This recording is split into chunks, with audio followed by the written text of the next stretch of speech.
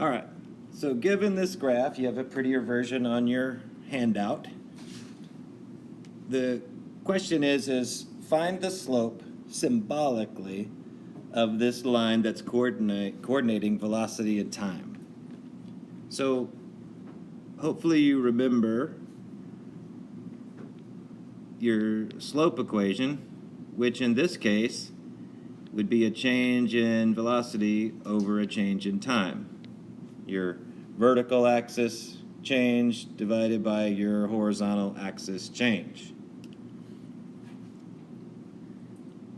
which would be, if I were to write it out explicitly, I would have a v minus v naught over t minus t naught, or t sub 0, we say sub naught. So that would be the slope of the line symbolically. You know enough from your last algebra course to have written that yourself, or at least you're supposed to. Now look at that slope. It's not just an equation. What is the change in speed over the change in time? What is it? Acceleration. It's the time rate of change of speed would be acceleration. So this slope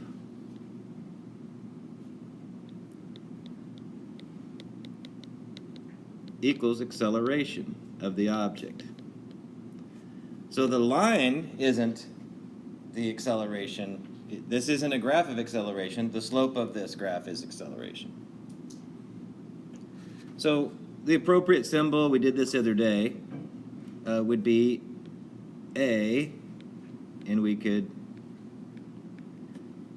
shorten things up there. So this would be number 3, and this was number 1 up here. Okay, so we're going through our list on the Deriving Kinematics equations handout. Now, then it says solve this equation for final velocity. So if I have A equals V minus V naught over T minus T naught, then V would equal A delta T plus V naught. Or typically we write it V naught plus A delta T, but I think it doesn't matter what order you add. So we actually have written this equation once before in a way that things can expand, because the final amount of something equals the initial amount plus the change. We've sort of been there and done that. And the nature of the change is this acceleration time business, right? So this number 5 is asking, okay, what does it mean? And we have a number of ways we could say it. We could say the time rate. Oops, that's kind of big. Make that a little smaller.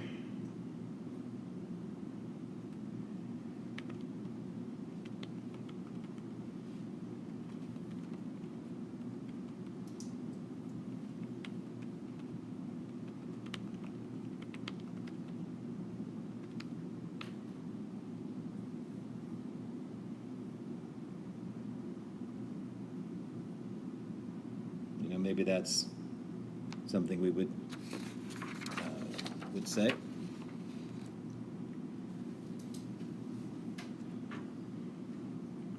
Now, number 6 says find the area symbolically under the velocity time graph corresponding to the change in velocity relative to time. So, and might want to break up the region in easy to handle shapes. All right, so let's take a swing at this. So there is this area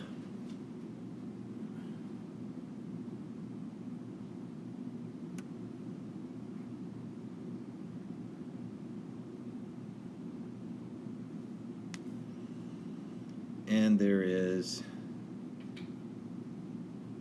this area.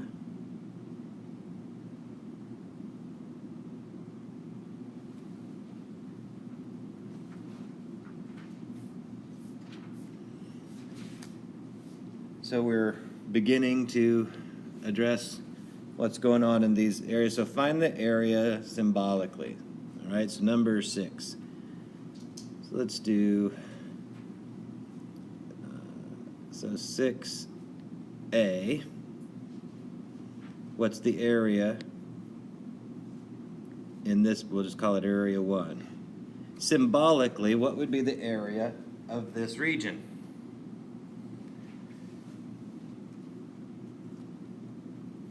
What's the area formula for a rectangle? Length times width, or base times height. What's the height of this rectangle? V naught, initial speed.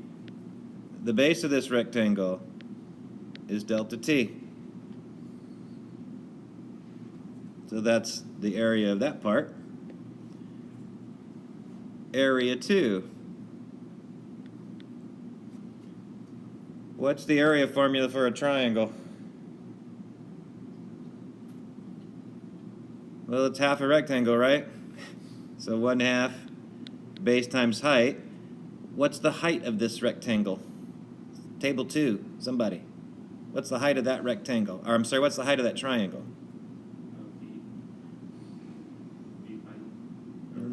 No. Look at the height. This part right here. What's the height?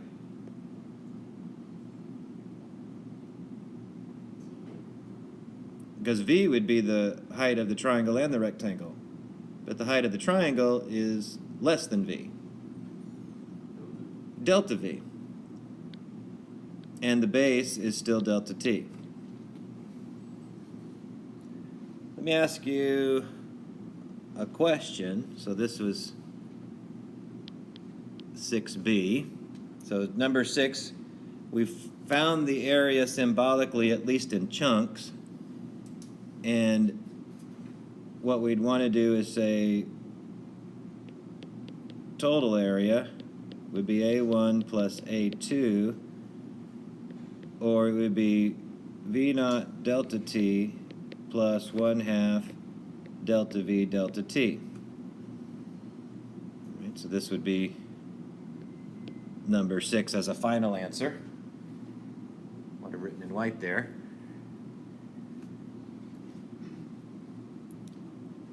Number 7 is asking a question that I would like to pitch to table 3. First, what does this area represent physically? So everybody could be thinking, well, what do I get when I multiply speed and time? Which is what both terms in my total area equation represent. Distance, right? In fact, it would necessarily be a change in position. And both of my terms consist of strictly a speed and a time, which always multiply together to create a distance, because meters per second times seconds is meters. All right? And in particular, this is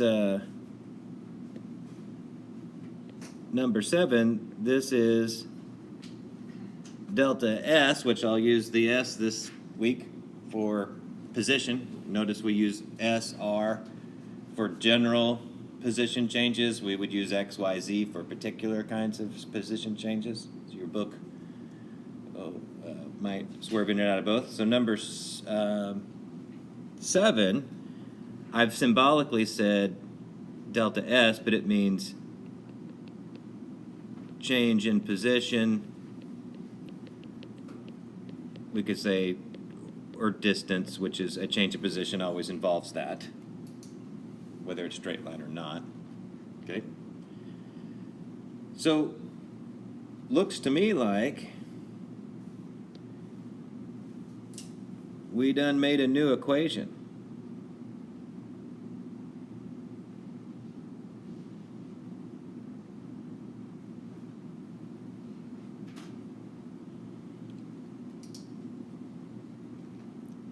Now, you typically don't see this version of the equation in a textbook because what happens in the textbook is they replace the delta V in that equation with A delta T.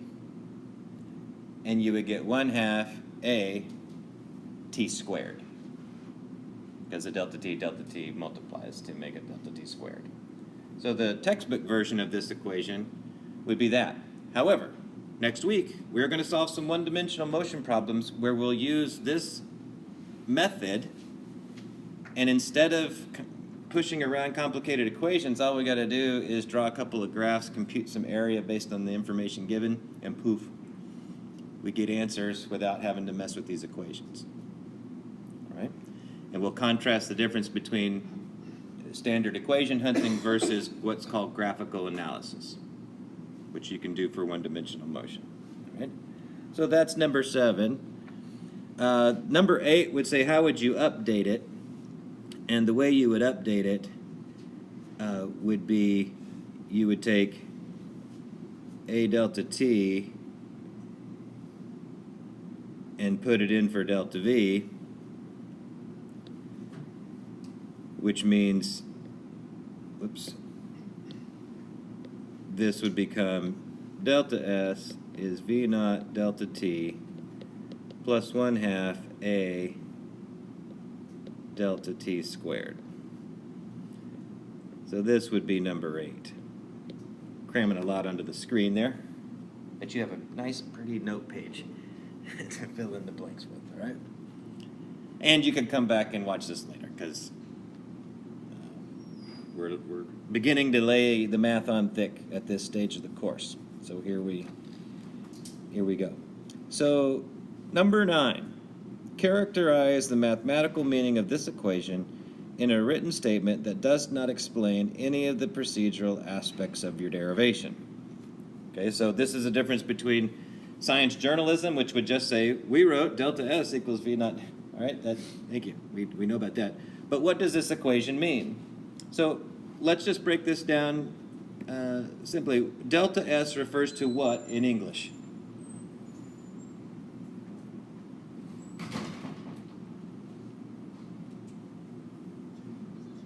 A change in position, right? So you could write a change in position, all right? And then ask yourself a question. What does V naught delta T represent? So look at the area graph. Does V naught delta T represent all of the change in position? No. It represents a change in position relative to a beginning speed over the same time frame that the other. It's a part of the motion. All right, so again, sum of the parts equals the whole. Delta S is the whole change of position. And this first term in our equation is, I guess, the initial speed part of the change of position, and the last part is the change in speed part of the change of position. All right? Again, it's dealing with how final amounts are built out of what you start with and what the change entails. So I have an entire motion that's quantified by the area under this graph. So I'm not going to try to type all that out on the screen, but you should write what that means. Now, number 10. Ask what kind of acceleration is required in order to produce a velocity change like this? And in particular, what kind of acceleration produces the graph I just highlighted? Table 2. You haven't been picked on in 2 minutes. What kind of acceleration, if you were to use a word, what kind of acceleration produces a change in velocity like that? Constant, right? Wouldn't I get a single number if I had values on this graph? That's constant. This is a constant slope. All right? And in fact, slope is constant in general, I mean, isn't slope always constant? That's the whole idea, of our basic graphing stuff. So I have a constant acceleration. So when I graph motion, or when a graph of motion presents this way, it's a straight line. That means it was constant acceleration. Period. Constant acceleration. Number 11, sketch a simple graph, no numbers, of the acceleration that would have produced the given change in velocity. So how would I graph acceleration versus time? That's the question.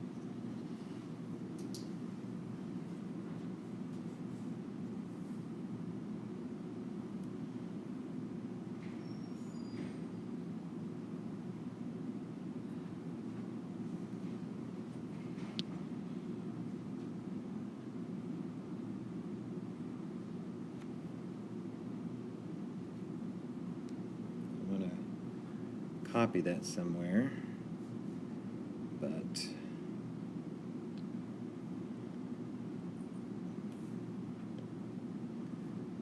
won't let me do it. So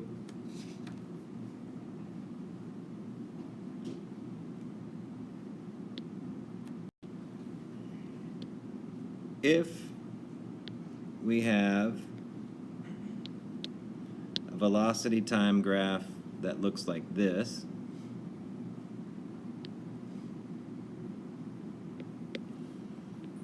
what would the acceleration time graph, so this is V naught, this is V, what would the acceleration graph look like associated with that speed graph?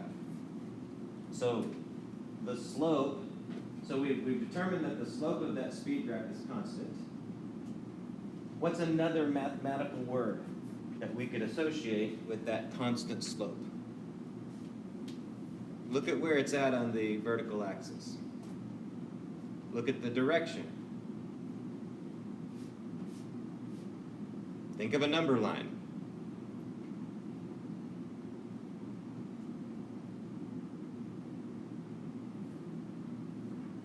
Jeopardy music in the background for this video. Is that slope's going up and to the right? What would be a numberish word? Positive. So it's a positive constant slope. So you might have wondered, why the heck did we bother with this in algebra class? Because it matters here. So what would just in words, how would you describe if I were to graph the acceleration as a constant positive slope? What does the shape of a constant line graph look like algebraically? It's a horizontal flat line. So I need a flat line, a horizontal flat line that's above the t-axis. That's all I need. So that means the graph of acceleration would be something like that. This is our acceleration graph, if you will.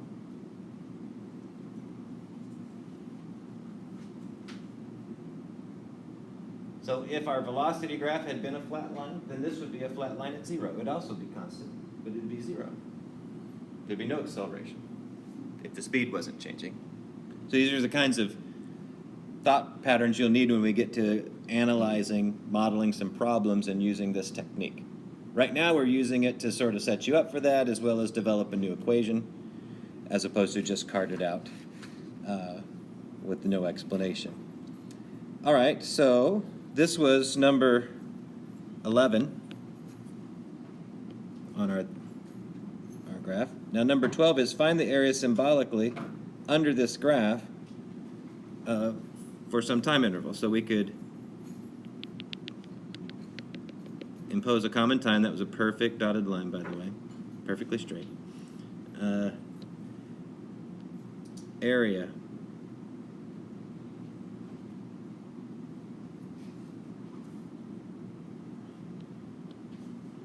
So what's the area here? What's the height of this graph?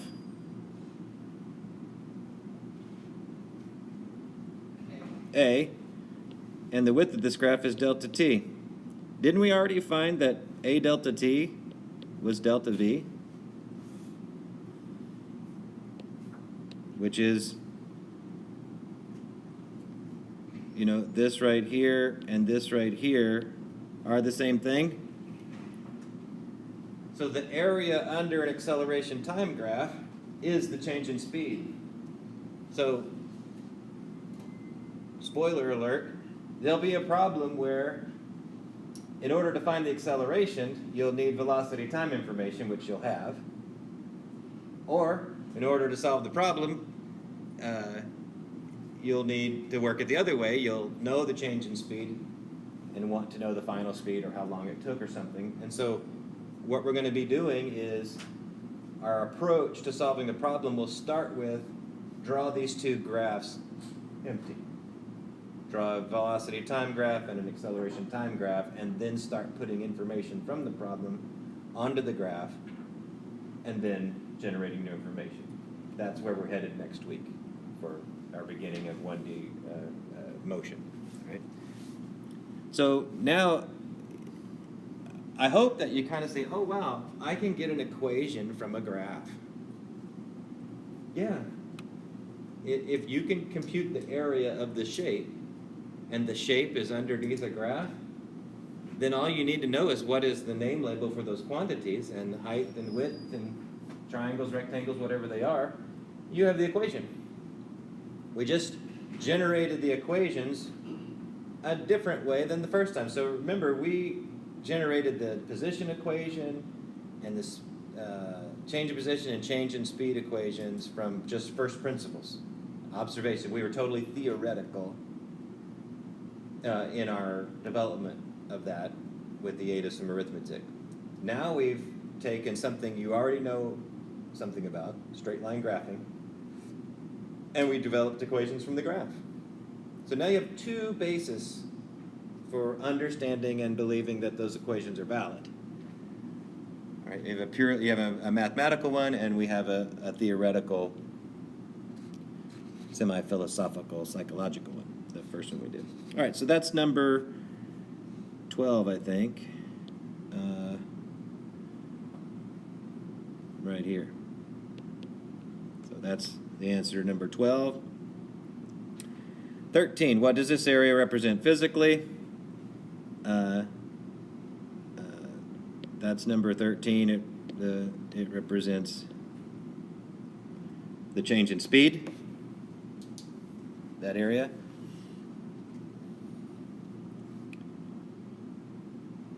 Number 14, given your answer to the previous question, how would you update the mathematics written so far? And it would just be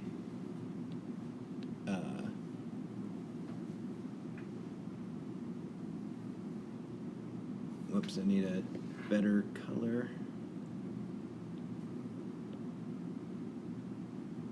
This right here. So this would be number 14. You would just, it's all there. You write it out, you answer several questions at once. All right, so just paying attention to what we did. All right. Simplify the equation that you obtained in step 6, which was delta S equals V naught delta T plus 1/2 delta V delta T. Simplify this equation obtained in step 6 such that it is expressed in the form of delta S per delta T equals something. All right, so this should be fairly easy. If I divide everything by delta T, then I have delta S per delta T equals V naught plus 1/2 delta V.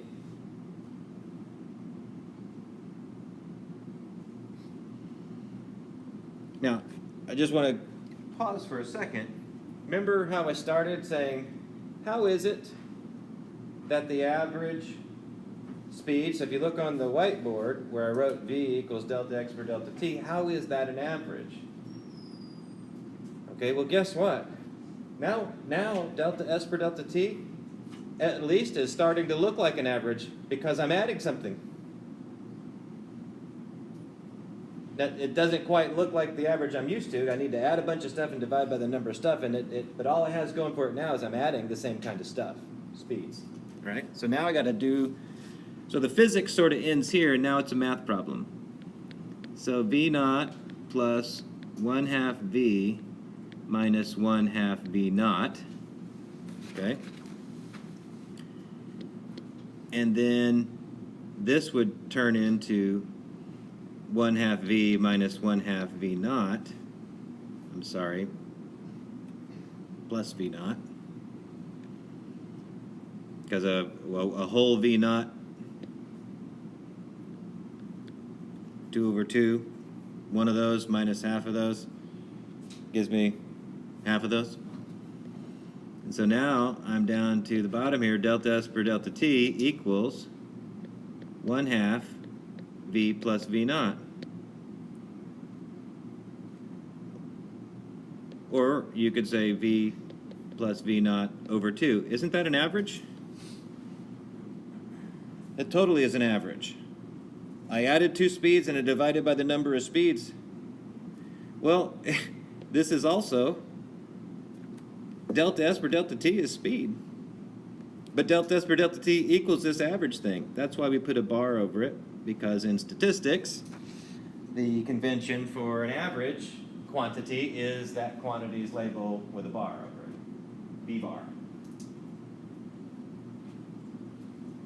So we just derived a new equation that is a average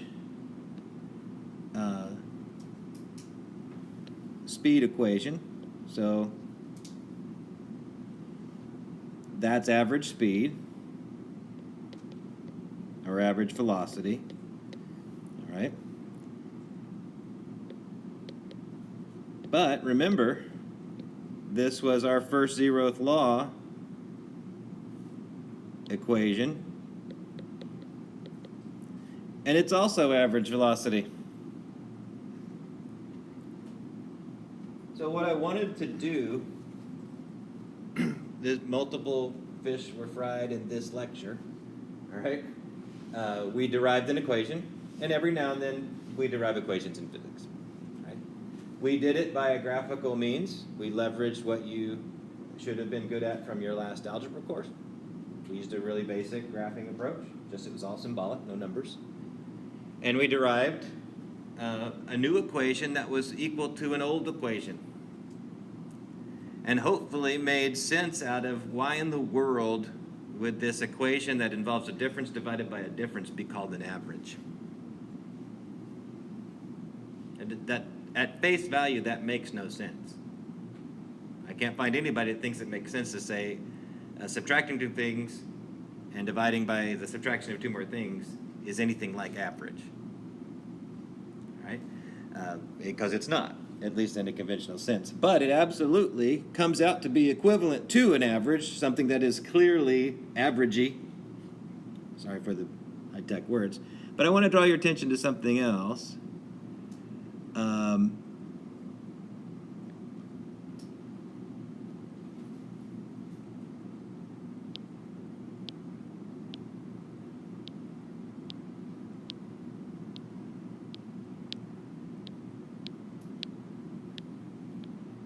Look familiar?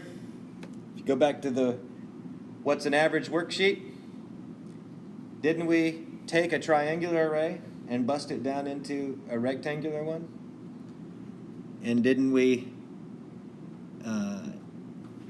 have a triangular array, like this? Of course, I didn't make this slope big enough. All right? But I guess what we could do you know, if I were to take that triangular ray and bust it down into a rectangular one, wouldn't I just kind of raise the average bar a little bit? Because it'd be a this plus that.